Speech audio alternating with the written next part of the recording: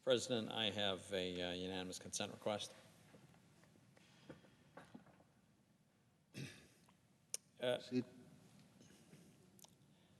We hope they die. We hope they die.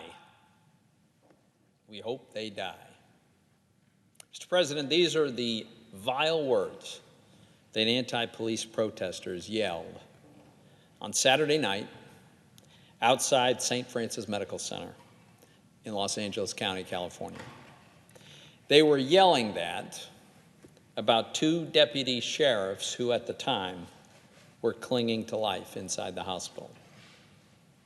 They were clinging to life just barely, Mr. President, because earlier that night, those two deputy sheriffs were brutally ambushed by a gunman who shot them multiple times as they sat in their patrol car, simply doing their jobs, patrolling the local train station. One of the deputies is a 31-year-old mother of a 6-year-old boy. The other deputy is a 24-year-old man. Both joined the force about 14 months ago. The female deputy was shot through the jaw, but heroically she still managed to radio for help and to apply a tourniquet to her partner's wounds. What happened in Los Angeles, Mr. President, to these deputies is horrific, and it is dangerous. And it is a reminder that every single day, law enforcement officers put on a badge and then risk their lives to protect all of us.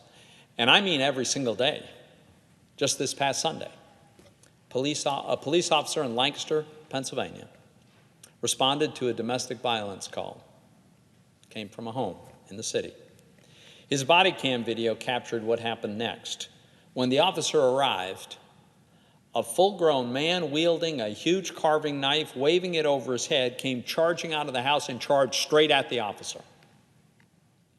The man who did this, as it happens, is scheduled to go on trial in October on charges of stabbing 4 people last year. What happened to the deputies in Los Angeles is not only horrific, but it's part of a disturbing trend of violence against police. According to the FBI, 37 law enforcement officials were intentionally killed in the line of duty just so far this year. That's a 23% increase from the same period last year. Rioters have attacked law enforcement. We've seen them hurling bricks and rocks and other dangerous objects, ramming them with their vehicles, setting police cars on fire. And Mr. President, this violence against police is not happening in a vacuum. It's not. In recent months, the nation's been engaged in an important substantive debate about the relationship between law enforcement and the communities that they serve and protect. And I happen to think that debate is important. It's one of the reasons that I supported Senator Tim Scott's bill to provide more accountability and transparency with respect to law enforcement. But unfortunately, our Democratic colleagues blocked us from even being able to hold a debate on that bill. Senator Scott and Republicans were willing to allow votes on any Democrat amendments.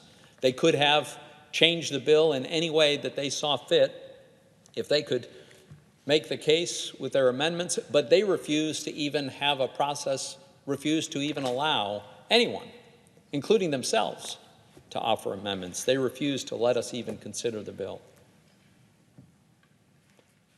And the police reform debate has exposed some radical voices. Unfortunately, that sometimes includes government officials who spew anti-police rhetoric. They call for defunding, sometimes even abolishing the police, and they want to bail out rioters in Minneapolis. For example, after the 2 Los Angeles deputy sheriffs were shot on Saturday, not only did anti-police protesters yell, "We hope they die," and other vile things outside the hospital, but the city manager of Linwood, California, the very city where the deputies were clinging to their lives in the hospital, The city manager responded to the shooting by posting on social media the message saying, "Chickens come home to roost." Can you imagine? Well, protesters feed off the failure of elected officials to support and defend the police. In Lancaster, after that knife-wielding man was shot by an officer who was just protecting his own life, which was obviously under serious risk, protesters came out and started rioting, throwing bricks, rocks, and bottles at police, smashing windows at a police station and a post office, setting a dumpster on fire, despite the fact that the video clearly shows that the officer was being attacked. He was simply defending his life. I have no idea why anyone would protest a police officer defending his own life.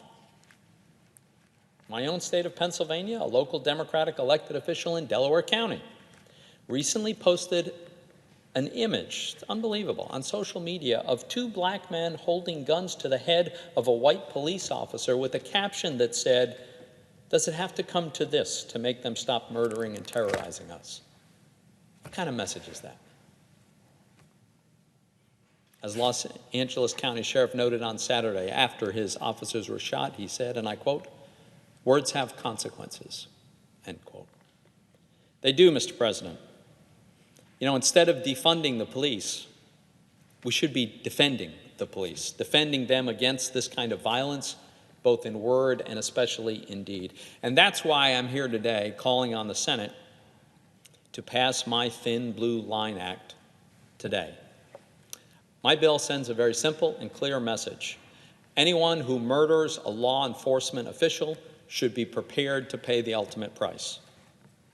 Under federal law, killing a federal law enforcement official is an aggravating factor for the federal jury to weigh when considering whether or not to impose the death penalty on a cop killer.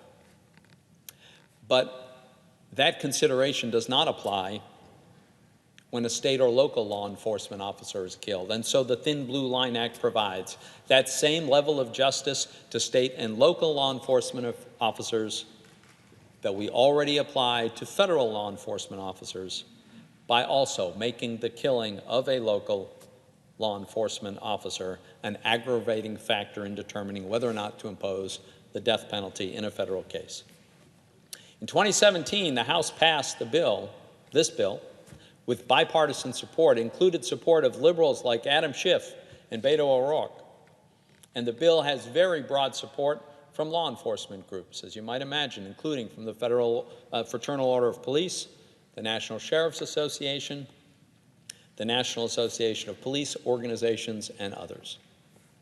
Mr. President, the Thin Blue Line Act is common sense, bipartisan legislation that the Senate should pass now. Our law enforcement officers put themselves in harm's way every day, and we are reminded of that every day. They're out there protecting us, and I'm not sure that's ever been more dangerous for law enforcement than it is today.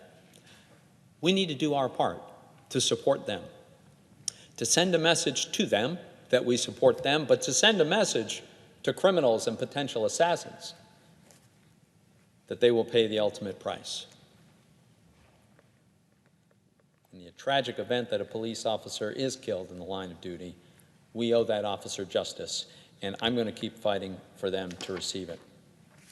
So, Mr. President, as if in legislative session, I ask unanimous consent that the Judiciary Committee be discharged from further consideration of S-1508 and the Senate proceed to its immediate consideration. Further, that the bill be considered read a third time and passed, and the motion to reconsider be considered made and laid upon the table with no intervening action or debate.